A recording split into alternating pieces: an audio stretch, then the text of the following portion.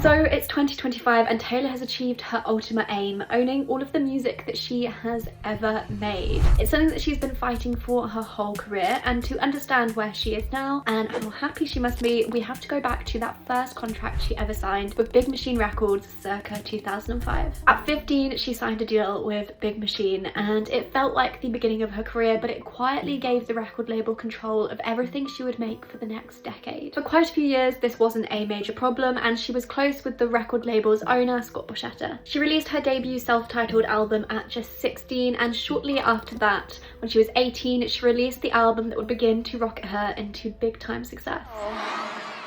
I would like to take you back in time.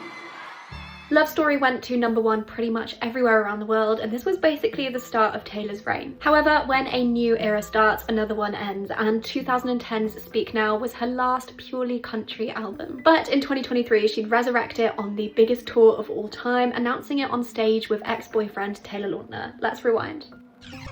The biggest album of her career started with Heartbreak and ended with Transformation, but before that came Harry Styles, Red, and a musical pivot that changed everything. Firstly, she briefly and famously dated Harry Styles, and this heartbreak would become the blueprint for the album that created her legacy. And 10 years later, she'd be performing those same songs on the biggest tour in music history. And she released Red, which was the first time that she began experimenting with pop and worked with Jack Antonoff. From that point onwards, they became close friends, and he would work on every single one of her future albums. Then at 24, we have the moment that literally changed Taylor's life forever, which was the release of her 1989 album, but there was backlash to follow. This was a period of huge media attention for Taylor, and she was getting criticized for a lot of things. Writing about men, dating men, hanging out with friends who were all too skinny, the list goes on. She has since reflected on this period of her life, revealing that her mental health was not good at all, and that she developed an eating disorder as a result of all of the eyes on her. She was also officially a pop star, leading to some grumpy comments from the country music industry that she abandoned the genre. And then her lowest point began with one word.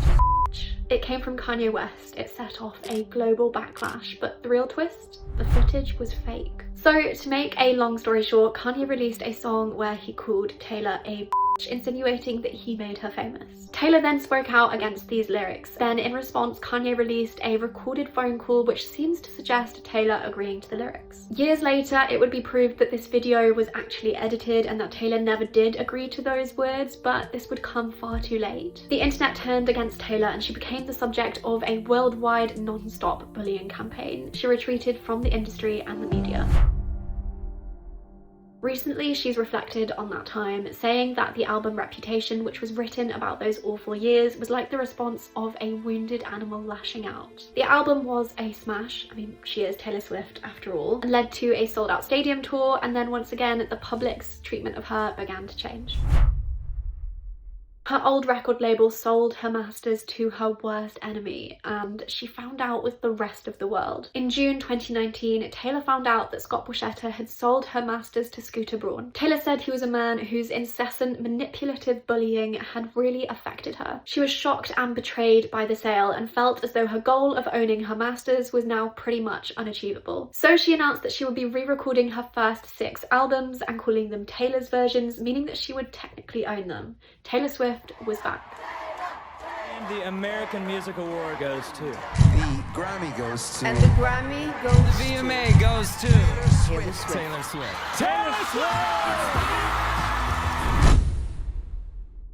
This is the Eras Tour, a celebration of everything she'd been building for almost 2 decades, and it was huge. We're talking sold out stadiums, 45 songs a night, 4 hours on stage, and some of the most ambitious staging the music industry has ever seen. This wasn't just a concert, it was a statement, a reclaiming of power. A literal world tour throughout her entire catalogue, including the albums that she'd fought so hard to call her own. It broke Ticketmaster, broke records, and broke boundaries, and yeah, it made her a billionaire. But more importantly, it gave her the power to buy back her music. The thing she'd been chasing since she was 15, it was finally hers. A full circle moment. The industry had tried to shut her down, but instead she turned the biggest betrayal of her career into the biggest comeback in music history. And amid all that came a personal twist too, a new relationship born mid-tour, because Travis Kelce made her a friendship bracelet with his number on it. Now, at the beginning of the tour, she was crying on stage after going through a breakup with Joe Alwyn, who she'd been with for 6 years, and then a very brief but intense fling with singer Matty Healy. But by the end of it, she was singing songs about Travis to Travis in the crowd, and he even joined her on stage in London. The Eras tour didn't just complete a career,